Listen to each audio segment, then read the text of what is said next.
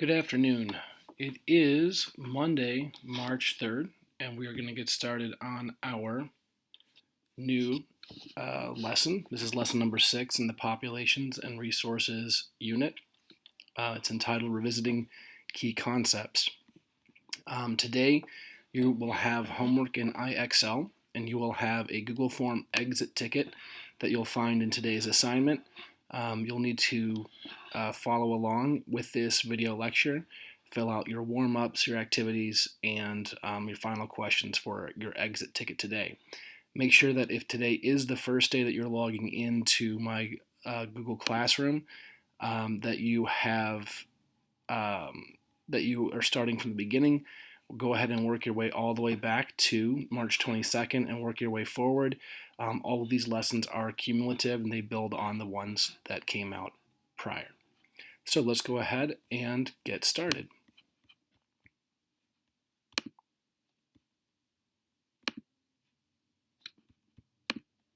So today we're going to take a break from talking about the moon jelly population, and we're going to work on a different population puzzle.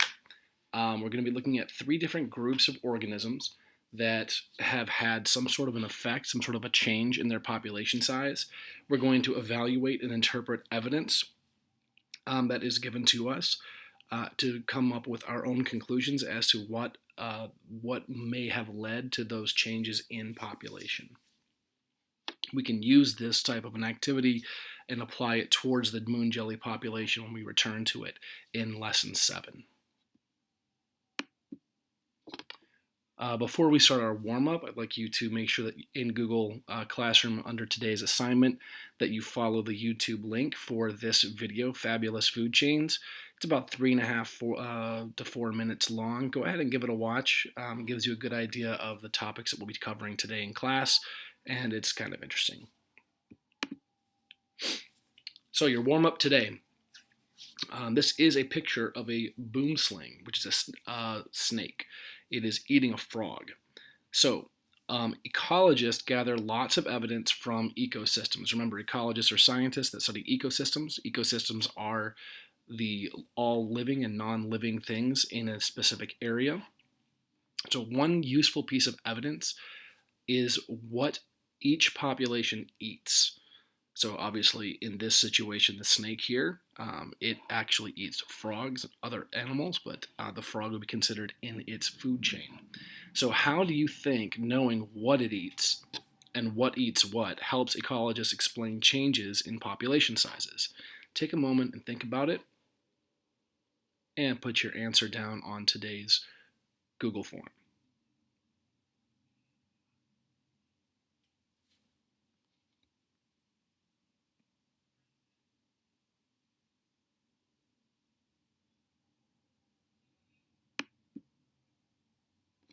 So ecologists need to know what populations eat because changes to the size of a consumer or resource population can change the size of other populations. Think about it like we described it before as a food chain. So what one consumer population eats will directly affect the populations of the resources below it. So everything needs to eat, starting with plants, working their way up all the way to carnivores. Any change in that food chain, any change in that food supply system will cause certain populations to increase or decrease. So for today's activity, we're going to look at 3 different population puzzles. Our very first one we're going to look at is of the caribou. Now, caribou are large hooved animals with antlers. You might have seen elk or even deer. We'll think about caribou as being very, very large deer, if you will. In 2010, ecologists observed a decrease in the size of the caribou population in the Glacier Sea area. Use the evidence they collected to explain why the population decreased. First piece of evidence, caribou eat lichen. So lichen are mosses that are a type of plant that grow in very cold or temperate climates. So the caribou is well, it's a vegetarian. It basically just eats plants and plant-based materials, and lichen is its primary source of food. Um, Caribou must dig through snow and ice to get to lichen, to its food source. Caribou's natural predators, or the consumer population that eats the resource population of caribou, are wolves. Scientists noticed in 2010 that there was less lichen present than in previous years. That in 2010 there was also more wolves in the same area as the caribou, and there was more snow and ice in 2010. So, using this type of evidence, how could scientists explain why the caribou population decreased in this time frame?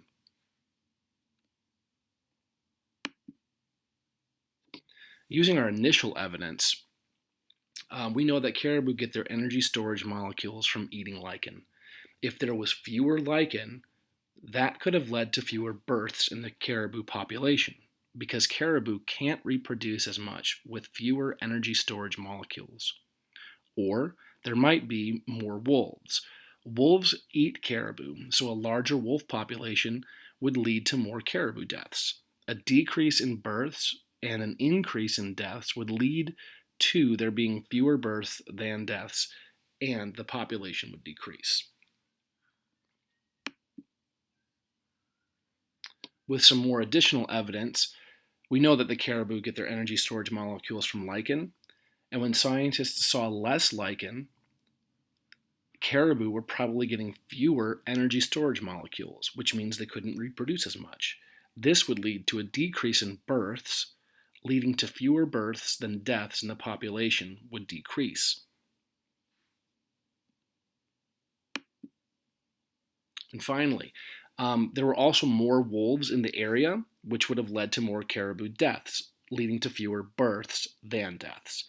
Also, the evidence states that caribou need to dig through snow and ice to get to lichen.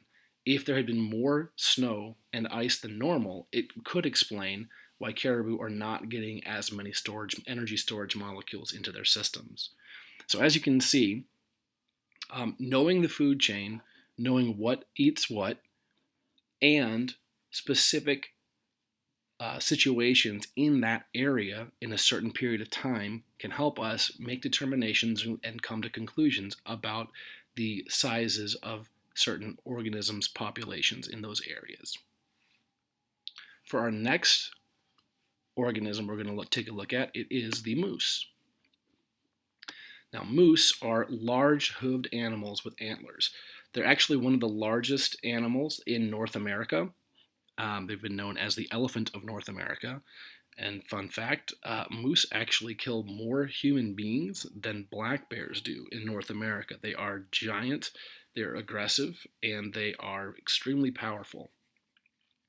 Here in 2010, ecologists observed a decrease in the size of moose population in the Glacier Sea area.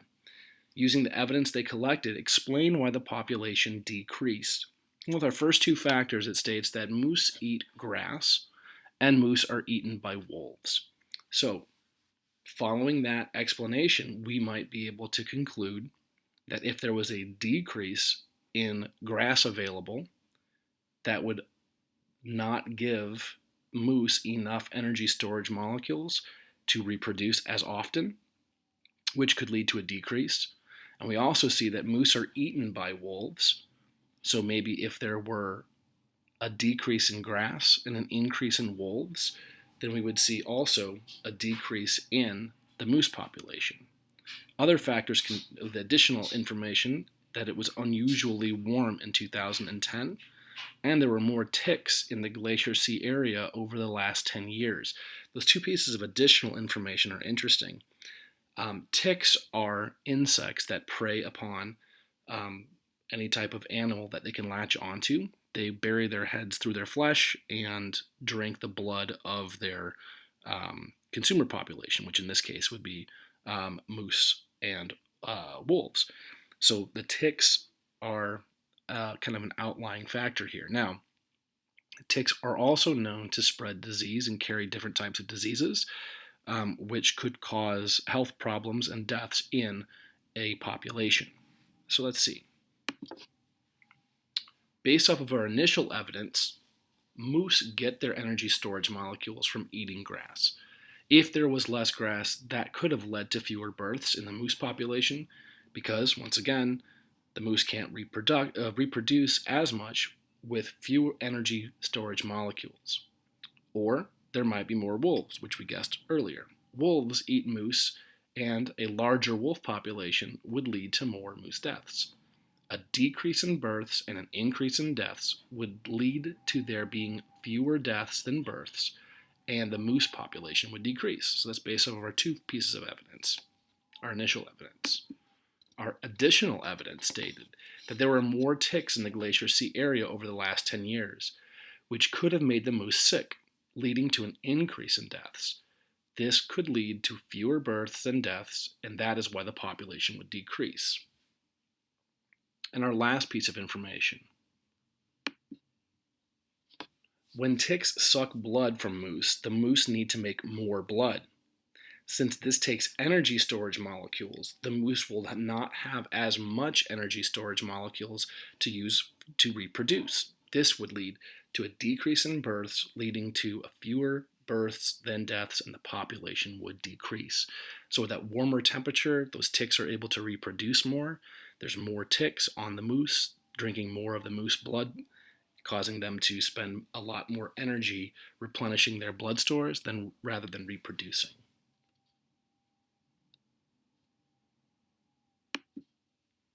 And our final population puzzle, the orca whale, otherwise known as the killer whale. In the summer of 2007, ecologists observed that the number of orcas in the Glacier Sea had decreased. Use the evidence they collected to explain why the population decreased. Well, our initial evidence is that ecologists found a normal number of adult orcas in the ecosystem, but they found fewer orca calves, or babies, being born. The ecologists did not notice any change to the number of deaths in the orca population.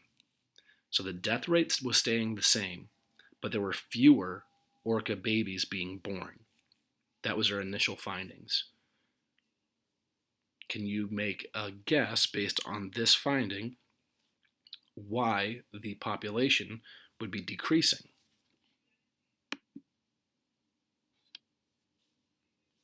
Well, there were fewer orcas being born, and the number of deaths stayed the same. This led to fewer births than deaths. When there are fewer births than deaths, the population sizes decrease. Now let's examine some additional evidence that scientists found. The orca reproduction requires lots of energy.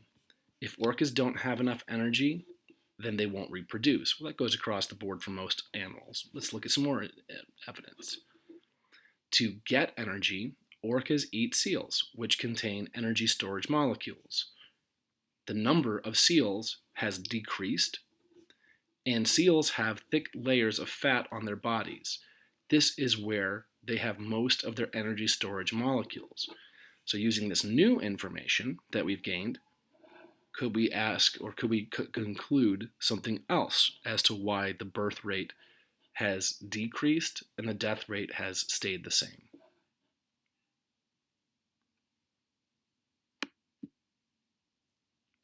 Well, orcas, they say they get their energy storage molecules from eating seals. When there are fewer seals, orcas are getting fewer energy storage molecules, which means they cannot reproduce as much. This was why there could have been a decrease in births. This could have also led to fewer births than deaths. Because the number of deaths stayed the same, the population decreased.